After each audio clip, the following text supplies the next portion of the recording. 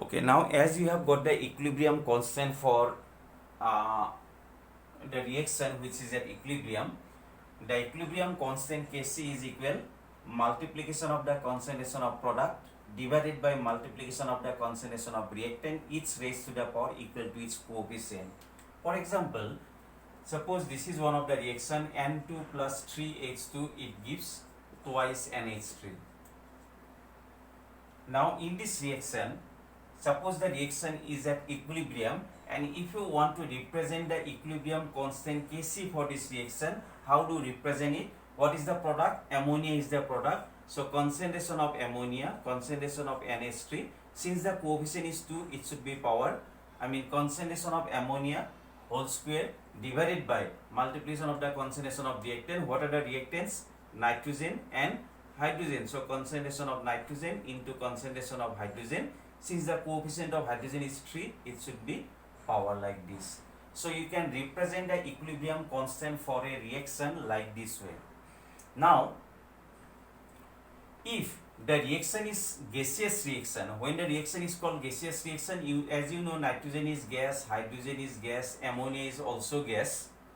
So if the reaction is gaseous reaction, then you can represent the equilibrium constant in terms of pressure also, which is represented by Kp. This is the equilibrium constant in terms of concentration, and this is the equilibrium constant in terms of pressure. Kp is applicable only for gaseous reaction, but Kc is applicable for all kind of reaction. So when you represent Kp, then in terms of pressure you have to represent the equilibrium constant. How? What is the product? Ammonia. So you have to represent like this: pressure of ammonia, coefficient should be power, divided by pressure of nitrogen, reactant, into pressure of hydrogen, coefficient should be power. You can represent the equilibrium constant in terms of concentration also, in terms of pressure also. But this pressure concept is applicable only for gaseous phase reaction. So when you express the equilibrium constant in terms of concentration, it is represented by Kc, and when you represent the equilibrium constant in terms of pressure, then it is represented by Kp. Always you remember, this Kp is applicable only for gaseous reaction, but Kc is applicable for gaseous reaction, for liquid reaction, for solid also, for all kind of substances you can apply your Kc. Now this Kp and Kc, there is a relation between the Kp and Kc. That relation is very important. Relation between Kp and Kc. The equilibrium constant in terms of pressure and equilibrium constant in terms of concentration. How to find out the relationship in between them? Now consider a reaction A of A plus B of B. This is one of the gaseous reaction. X of X plus Y of Y. Here I have considered A, B, X, Y, all are gases. This is one example of gaseous reaction. So for this reaction you can apply Kc also, you can apply Kp also. Now for this reaction, if you want to write Kc, equilibrium constant in terms of concentration, then it will become X to the power X, Y to the power Y, concentration of Y to the power Y, divided by concentration of A to the power A into concentration of B to the power B. You can represent the equilibrium constant like this. And similarly, since the reaction is gaseous reaction, so you can represent the equilibrium constant in terms of pressure also. Then the equation you have to write, Kp term you have to write pressure of X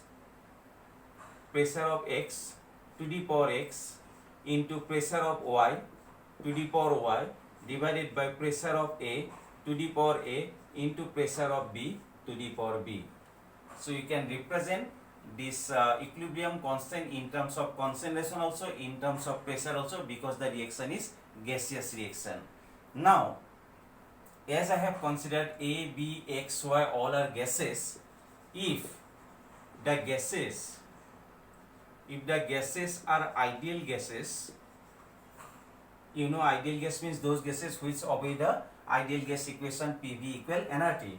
So if the gases are ideal gas, then you can write PV is equal nRT. or you can write P is equal N by V RT.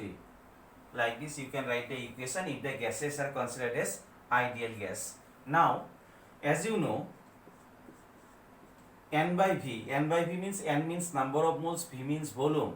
Number of moles by volume, it represents molarity, because you know molarity means number of moles of solute divided by volume of solution in liter. So number of moles by volume you can represent as molarity, I mean it represents the concentration. So you can write P is equal CRT. C means what? It represents concentration, I mean concentration RT. So now if you want to represent the pressure for a gas PA, then you can write CART, I mean concentration of ART. Concentration is also represented by square bracket, that means you can write square bracket ART. This is for PA. Similarly for PB, you can write CBRT, I mean concentration of BRT. Similarly for P of X gas, you can write concentration of XRT. Similarly for PY, you can write concentration of YRT. So you have got PA, PB, PX, PY. If you put this value in the Kp equation, then what you will get? Kp is equal, you can write, see, Kp means Px to the power x. Px already you have got concentration of XRT. That means you can write concentration of XRT to the power x into Pb means, Py means concentration YRT. So you can put the value concentration of YRT to the power y divided by concentration of ART to the power A into concentration of BRT to the power B.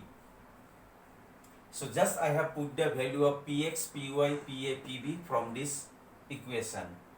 Now you can write Kp is equal concentration of X to the power X, concentration of Y to the power Y divided by concentration of A to the power A, concentration of B to the power B, then RT to the power, you can write X plus Y divided by RT to the power A plus B. As you know, this term is represented as Kc. Kc you can write, so this equal Kc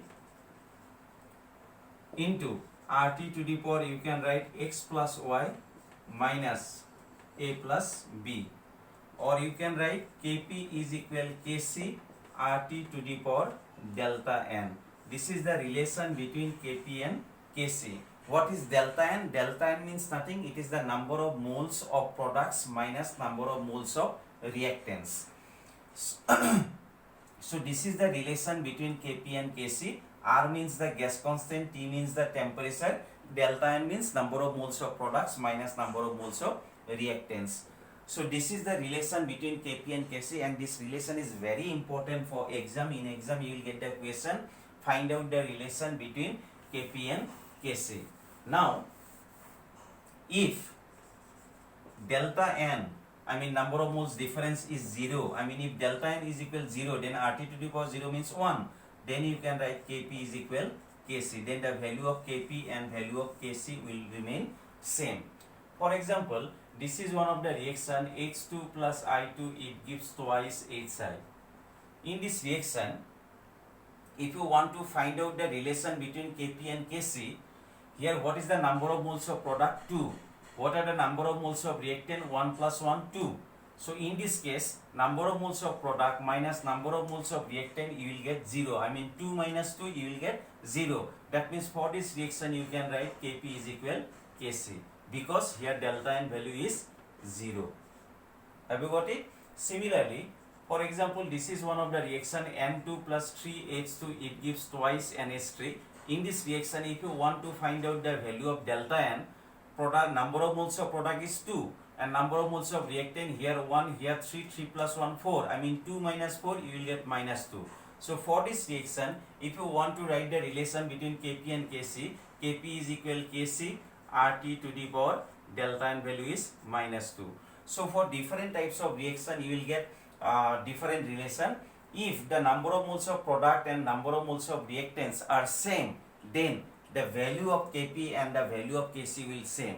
But those reactions in which the number of moles of products and number of moles of reactants are not same, in this type of cases, the value of Kc is not equal to the value of Kp. You will get different value of Kp and Kc.